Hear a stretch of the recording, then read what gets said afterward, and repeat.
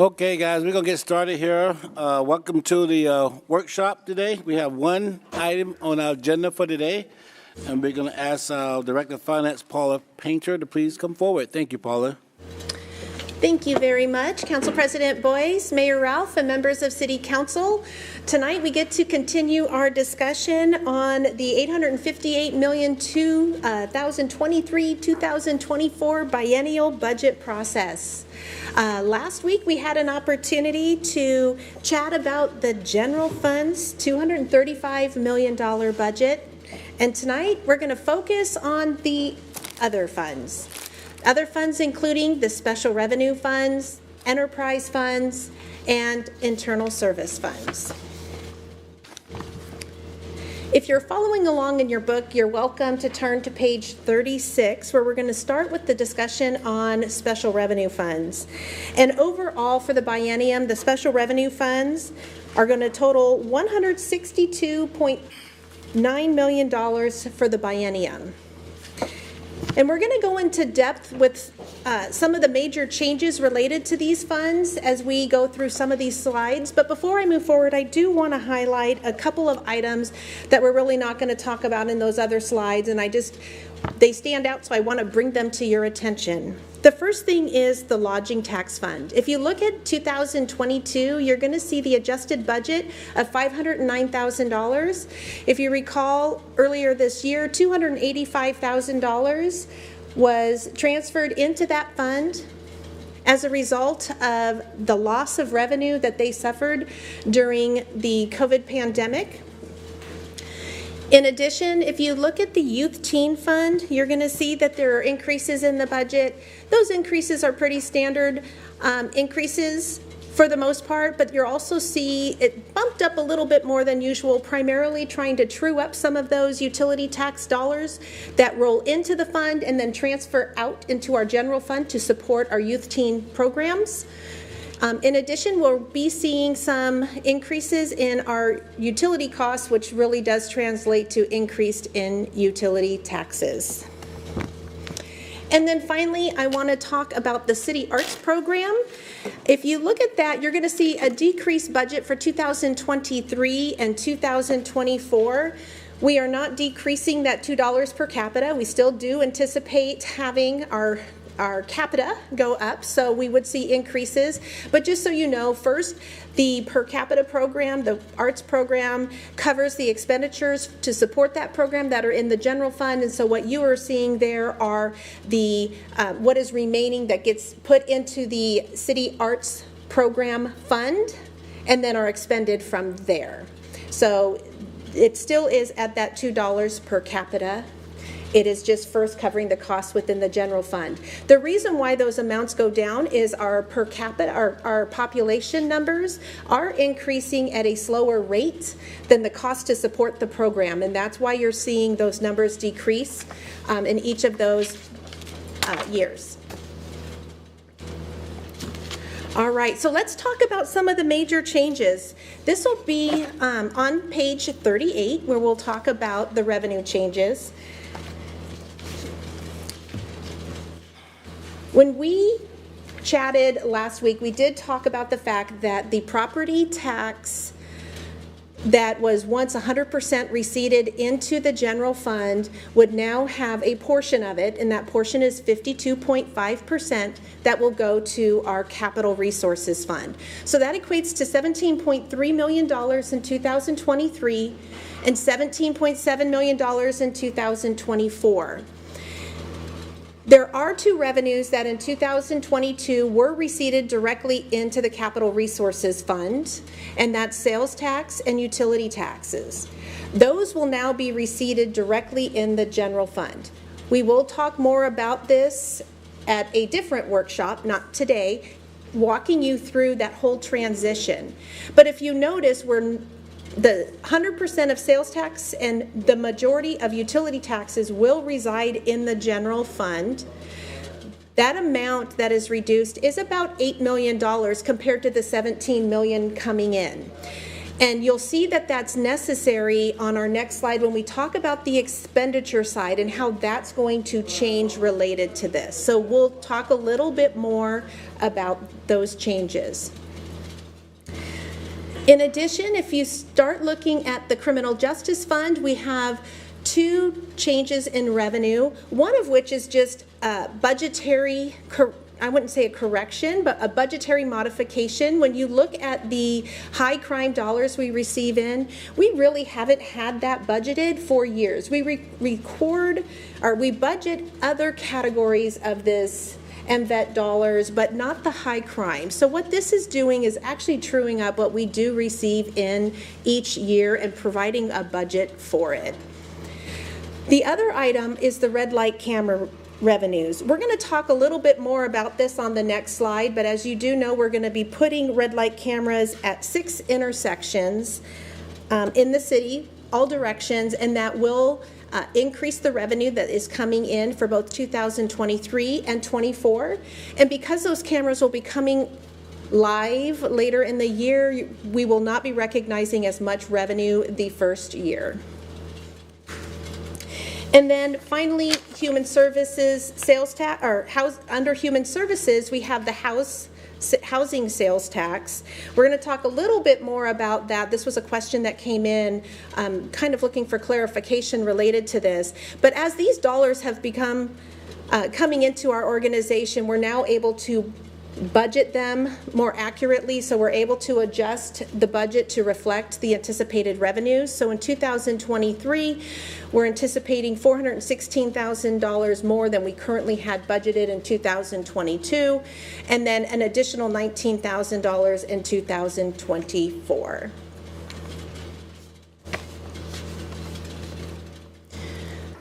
So we talked about the major changes in the revenues related to these funds. Let's go ahead and talk about the major changes in our expenditures related to the fund.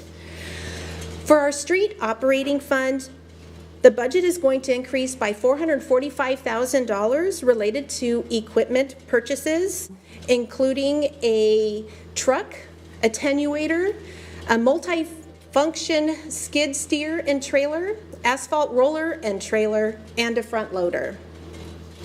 The other thing that you'll see increasing the budget for 2023 and 24 is a total of $7,000 that would use to support the efforts of the Kent Bicycle Advisory Board.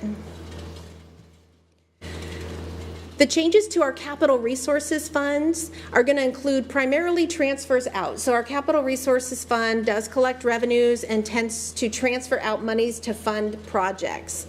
So the first two items you see there are for transfers to parks and streets. Currently, those transfers are being done out of the general fund and being supported by B&O taxes. And if you recall, when we talked about the revenue for this capital resources fund, we said we're bringing in more of that property tax revenue. And that is because we need to be able to transfer these funds out to both parks and streets to keep with the intent of our original B&O tax ordinance to ensure that we have funding for parks capital and for street overlays and other street maintenance. In addition to this, you're going to see $10 million for a facility reinvestment fund. I know tomorrow when we're doing our workshop, Julie's going to talk a little bit more about what that is and give you a little bit more insight. But that would be obviously investing in our facilities for $5 million in 2023 and then again in 2024. It also includes HVAC control upgrades for $230,000. IT capital projects included in that. $6 million figure over the biennium is the life cycle dollars that we roll in to ensure that we have the dollars that we need to replace our equipment as it ages out. There is, out of this fund, $4.7 million for Keyhawk. That's the Kent East Hill Operations Center facility. It's a $24 million project that you'll see as we go through many of these funds. They'll be making contributions towards this project, and our Parks Director will be talking more about this tomorrow at our workshop to give you a little bit more information on that. There's $45,000 for on-site dumpsters at our parks, as well as money for the cooling tower upgrades and some facility upgrades for police. In addition, there is the $120,000 for the Senior Center Solar Grant Match, as well as $12,000, almost $13,000 for shops parking gate.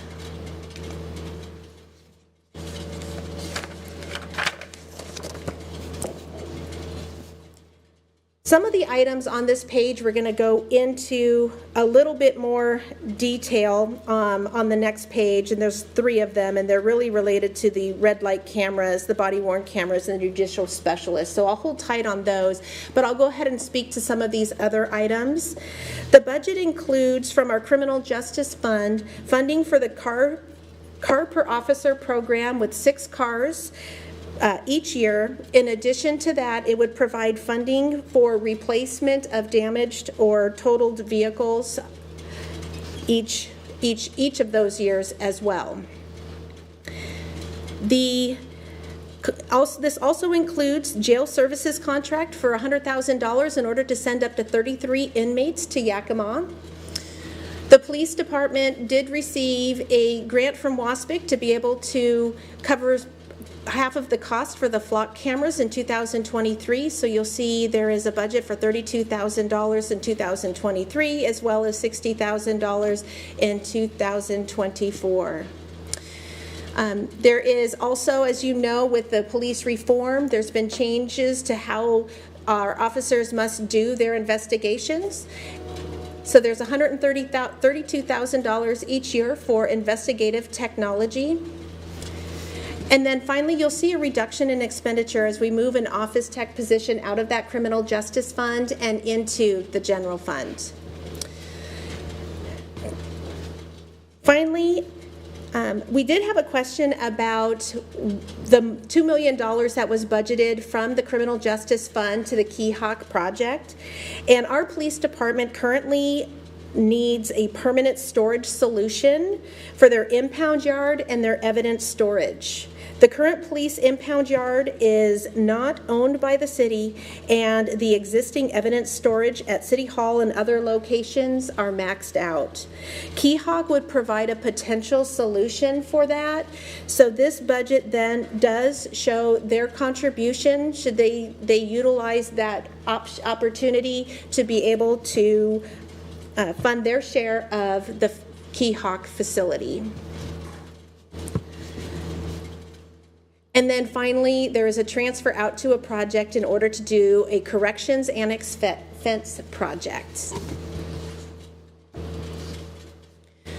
For human services, there is it's interesting wording, so let me see if I can reword this to make it a little bit easier to understand. So with our affordable housing sales tax dollars that we receive in, part of that does get transferred into a project, and then we have to turn around and be able to expend it out of that project, have to budget it twice. So you're going to see double counting. We're going to talk a little bit more about this on our next slide, so we'll get to that in just a moment. But really what you're seeing there is reflective of the increase in anticipated revenue and related expenditures that we would expect to see based on our trends related to our affordable housing sales tax.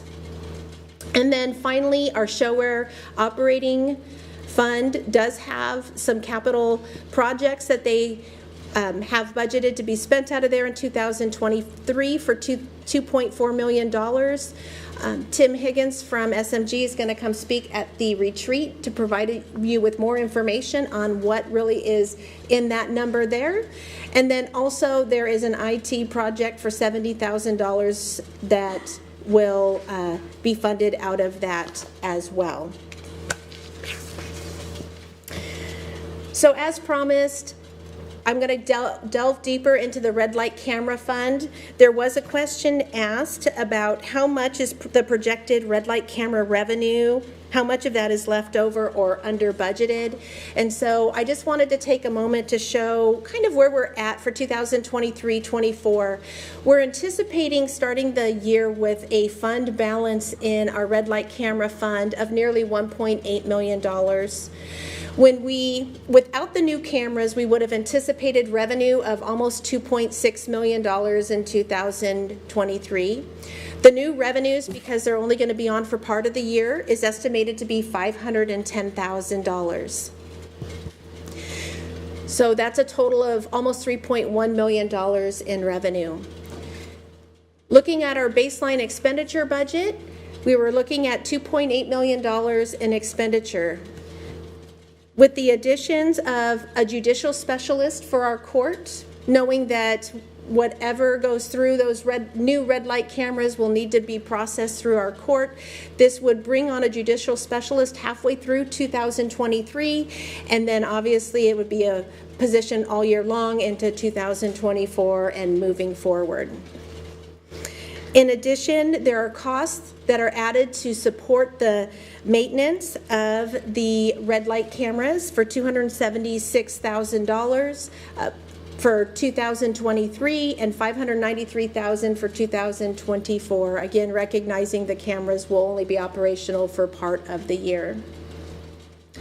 In addition, there are increased body-worn camera costs that need to be adjusted. So what you see here is based on the most recent contract we have for our body-worn cameras, what's in the budget compared to what we need to be able to maintain those cameras.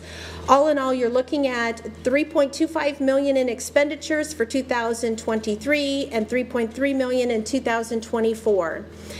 As you can see, we're estimating to end 2024 with an ended fund balance of $2.7 million, which is up about $1 million from where we anticipated starting the biennium.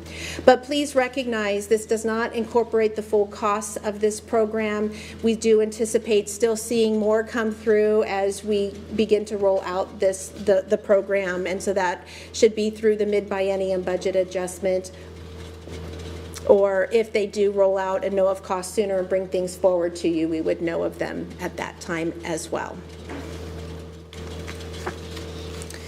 There was a question that was asked, and this is question number 3, asking for clarification between the difference between the affordable housing sales tax and the housing sales tax. Really, they should have come up with 2 very different definitions for these because they are very confusing. We in finance tend to refer to them as House Bill 1406 and House Bill 1590 because it's much easier for us to keep that information straight. But ultimately, the affordable housing sales tax relates to the House Bill 1406. The city did not increase the tax rate to in Kent, but we're able to instead take a portion of the state's sales tax. So it was a shift in where those sales tax dollars go, and these revenues must be used to support affordable and supportive housing. Those dollars we began collecting late in 2020, and they are capped out at about $100,000 and almost $200,000 per year. Because it's on a fiscal year different than ours, the number doesn't always come out exactly what our cap is. So far, we've actually been collecting a little bit more based on the timing of when those receipts are coming in.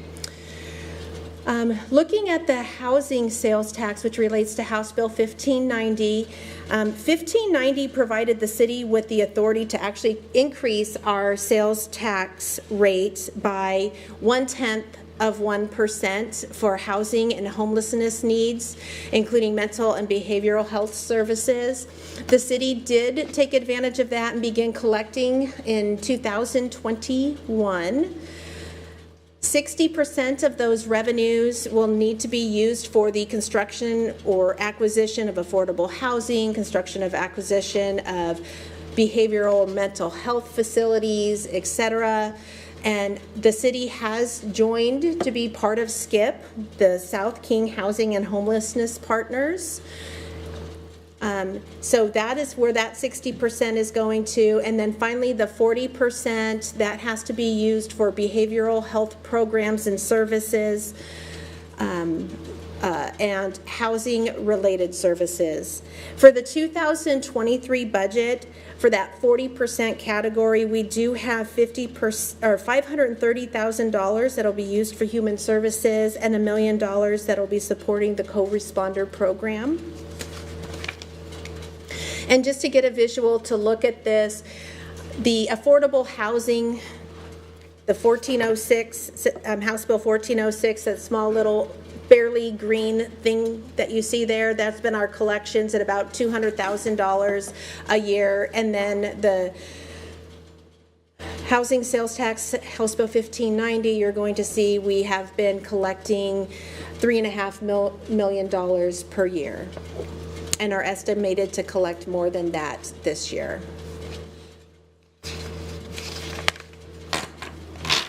Oops.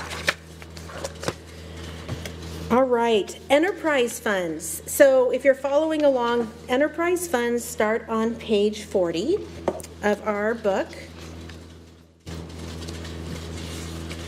Overall, for the biennium, the enterprise fund budget totals nearly $250 million.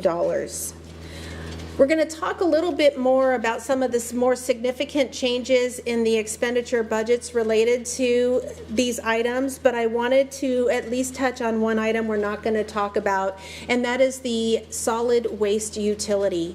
In 2022, we had just over $1.1 million budgeted for their expenditures, which is significantly higher than the 2023 and 24 budget.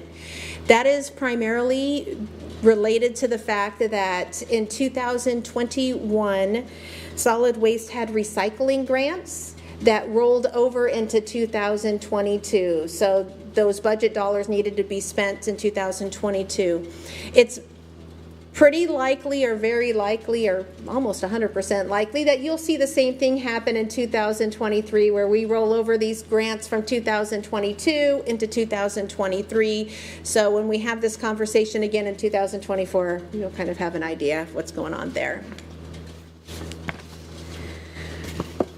For our water utility fund, they have $312,500 in their budget for equipment, including an asphalt roller and equipment trailer, an excavator, and a front loader. In addition, over the biennium, they would be contributing $3.8 million to the Key Hawk project, $1.9 million each year. The sewer fund does have $60,000 budgeted for their contribution for a front loader, and also $2.6 million over the biennium for the Key Hawk project. The drainage fund also has $147,500 budgeted for equipment, including an excavator and front loader. In addition, over the biennium, they would be contributing $4.6 million to the Key Hawk project for a total of $2.285 million each year. In addition, you'll see a transfer out to the general fund for $112,000 in 2023 and $122,000 in 2024. That relates to the maintenance worker position that was asked for by the Parks Department to support the Mill Creek and Van Doren maintenance of those facilities and areas. So that would be their contribution to that. And then finally, we have a utility clearing account. You don't typically see much about the utility clearing account because ultimately their budget becomes zero because it is just that. We track expenditures that relate to all the utilities, and then we allocate it out. So in the end, it nets zero. But there were a couple of things that are floating through there that were worth mentioning. First off is $75,000 for a multi-function skid steer and trailer. And then finally, as part of carrying again for the Mill Creek and Van Doren's Landing areas. They are shifting 2 employees who are currently split between Parks and Public Works, to which 100% of the position will belong to Public Works, so you see a reduction in our Public Works utility clearing account. But there's really no reductions in FTEs related to that. All right, moving on to our internal service funds. These can be found, this information can be found on page 42 of your book. Overall, for the biennium, the internal service funds will have a budget of nearly $108 million. We are going to go into some of these funds talking about the major changes in their expenditures, but there's a few that we're really not going to talk too much about on the other pages, so I'd like to talk about them here today. The first one is the Fleet Services Fund. You can see in 2022 we have $9.2 million in expenditures budgeted, but going to 2023 it drops to $8.2 million. The reason for that is in 2022 the Fleet Services Fund did receive $2.25 million in ARPA funding to help get them caught up on the replacement of vehicles that they have been greatly behind on. So that is why you're seeing a drop in that budget there. Central Stores is just that. It's an area in which people can centrally buy supplies. What we're finding is that departments are trending down in this area, so what we're doing is just adjusting those budgets to match what people are really utilizing out of that fund. Facilities. In 2022, facilities did carry over some life cycle dollars that were in their budget from 2021, and that is why you're seeing it at a higher rate for their budget in 2022 compared to 2023.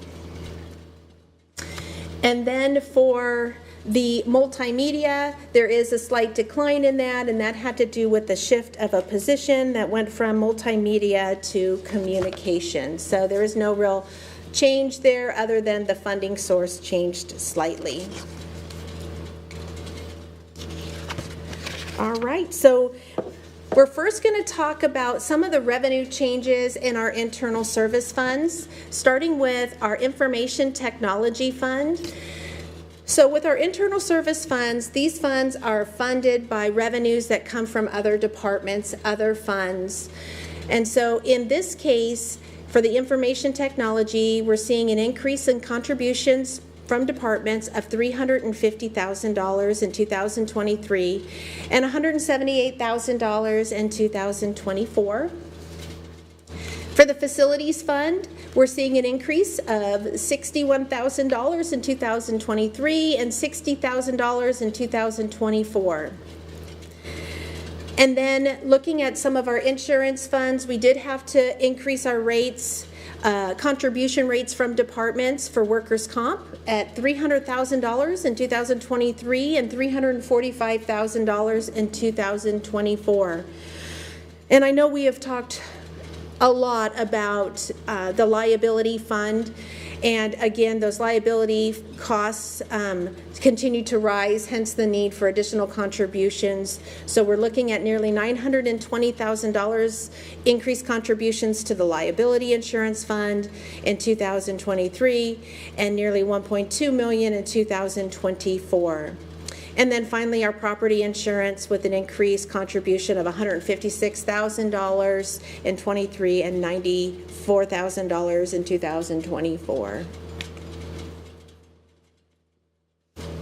That's the expenditure side, or the revenue side. So now we're going to move on to the expenditure side. That's going to be on page 43 of your book. The expenditure side, as you saw, the revenues come in. That must tell you that the expenditures are going to come up. So here's what we're looking at for this.